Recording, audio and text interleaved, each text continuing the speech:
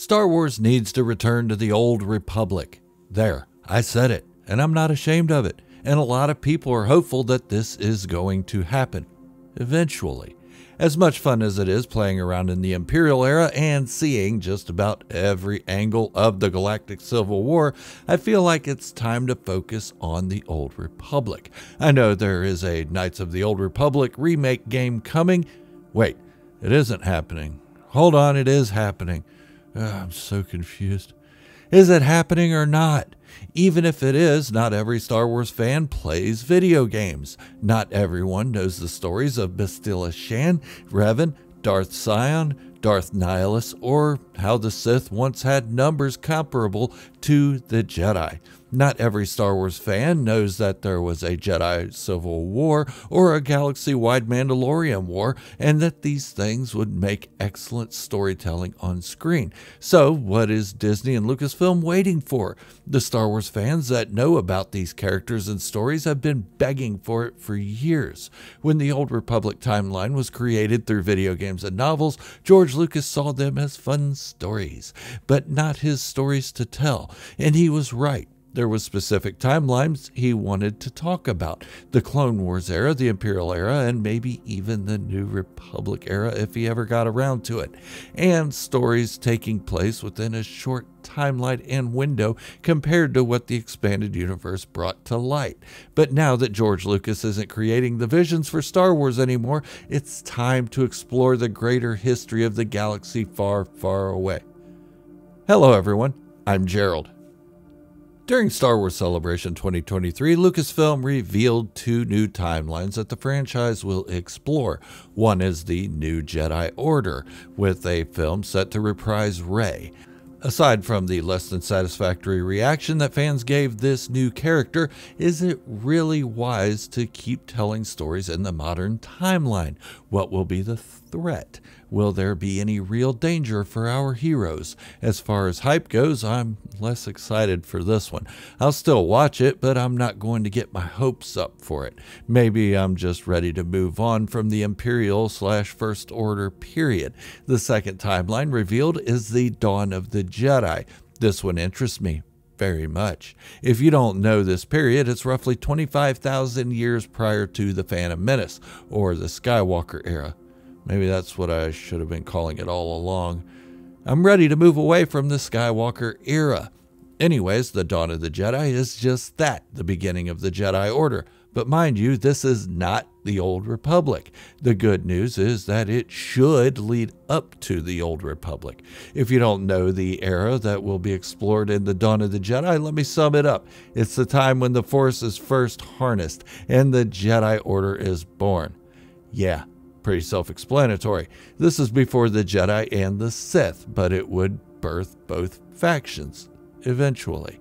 Reportedly, it's James Mangold who is helming this Star Wars project, but something he recently said kind of disturbs me, and it is an echo of what Kathleen Kennedy said about Star Wars having no source material. I'm going to paraphrase here, so stick with it. But basically, he said that it's nice to work on Star Wars without the constraints of established lore. And James Mangold would be right if that were true.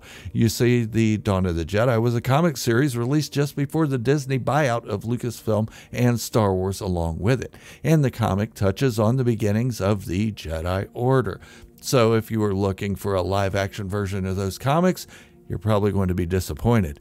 And if you don't like The Last Jedi, again, you'll be disappointed. And I'm not saying this project is going to suck by any means. I'll reserve judgment until it comes out. Hell, I may even enjoy it. But this is going to play off one idea that was introduced in The Last Jedi. And that idea is that the Jedi Order was started by the Prime Jedi. And where did this Prime Jedi establish the first Jedi Temple? Well, none other than the same place Luke Skywalker sought solitude in the Star Wars sequel era, Ahch-To. So, even though this new project isn't directly related to the Star Wars sequels, it is going to loosely tie into it. I'm not hating on it, I'm just trying to prepare you. A lot of people don't like the Star Wars sequels. Okay, I was putting it mildly. A lot of people despise it with every fiber of their being. I'm not one of those. So what?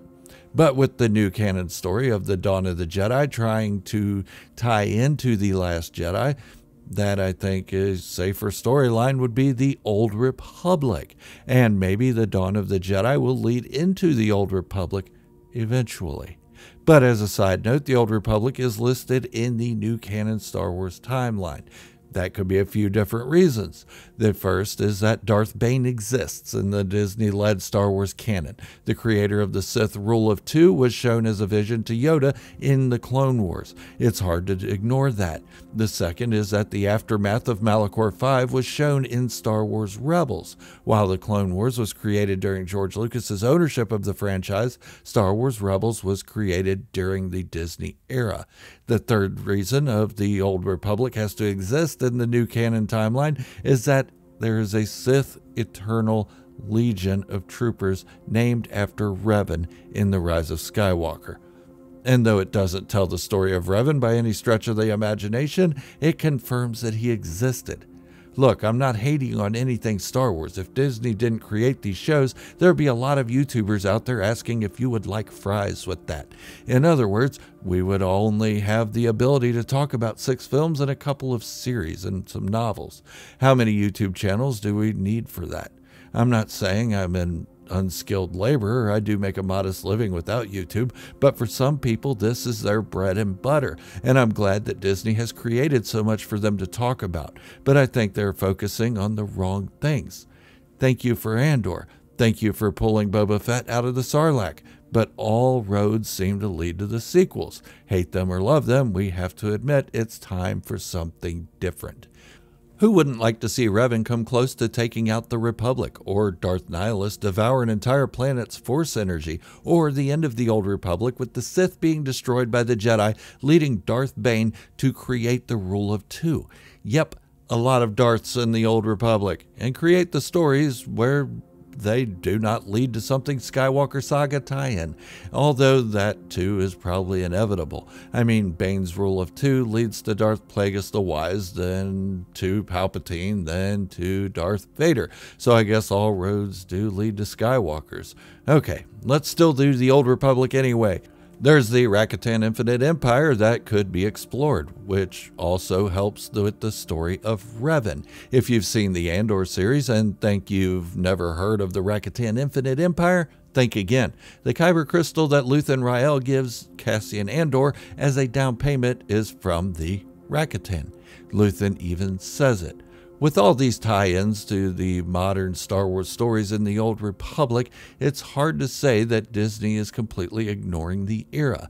I would hope that all these mentions lead to something big in the Old Republic timeline, and that the Dawn of the Jedi is just a way of introducing it without confusing casual fans. It is fun talking to casual fans about Star Wars timelines, though. I don't know how many times I've said, yes, Darth Maul is dead now, but he didn't die in The Phantom Menace. Or The Mandalorian, The Book of Boba Fett, the Ahsoka series, and Skeleton Crew all take place 5 years after Return of the Jedi. And no, Rey isn't part of that. But if we had an origin story leading up to something most diehard Star Wars nerds want, such as myself, and as long as it's done right, I think the fans would start coming together on what is truly good Star Wars storytelling in the new era. As much as I love the Skywalker era, it is time to step away from it for a bit, after we see Thrawn, of course. We need to see Thrawn. So let me modify my statement. After we see Thrawn and the final downfall of the Empire as we know it before the sequels, let's step away from the Skywalker saga for a bit. Not forever, but for a little while. Let us miss it for a while. Remember, absence makes the heart grow fonder. Give us the Old Republic and stop hinting at it. And as a bit of advice to Kathleen Kennedy, stop announcing projects before they're even in production. Where's the Lando series? How is James Mangold going to make a Star Wars film with no time to do it? What about Taika Waititi's stories? You know, where are they at? It seems like someone says, hey, yo, I'd like to make a Star Wars movie eventually. And Kathleen Kennedy runs out and announces it as a project. See, even as a Star Wars fanatic, I have complaints. They are few and far between, but I do have them. But I'd like to know your thoughts on this. Would you like to see an Old Republic series, or series of films? And what are you most excited for in the future? Did I bitch too much? Let me know. I'm always open to criticism as long as it's constructive.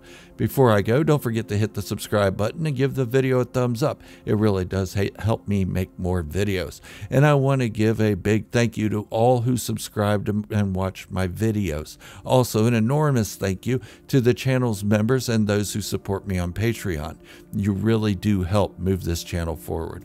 Until the next video, I'm Gerald, and I'm a Star Wars fanatic wishing you all great health, happiness, and peace. Thank you all for hanging out with me today, and remember, this is the way, and positivity in the Star Wars community is the only way.